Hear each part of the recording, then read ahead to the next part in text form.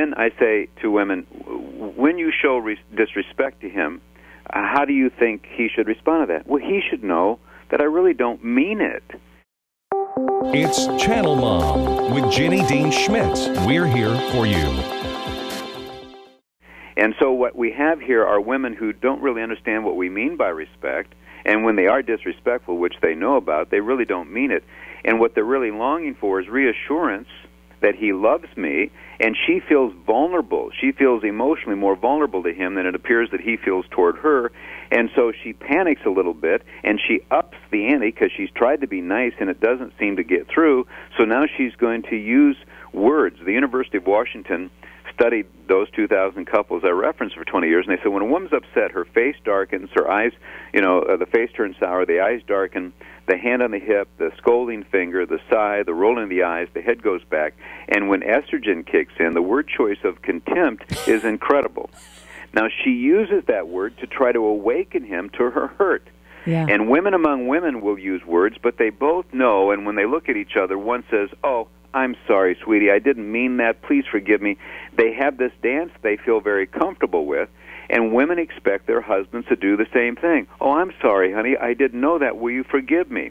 Instead, he shuts down and walks off, and she is like a deer in headlights. Many women panic at that moment, and so they chase him. And then he says, "Leave me alone. You're picking a fight." And she's not trying to pick a fight. Yeah. She's trying to connect. She's trying to resolve. She's feeling insecure. And so now you got two people who are totally confused. But when you explain that behavior between these two people to the overall secular culture, the man is guilty. Our son is guilty. He's wrong. He's an idiot. He doesn't have love.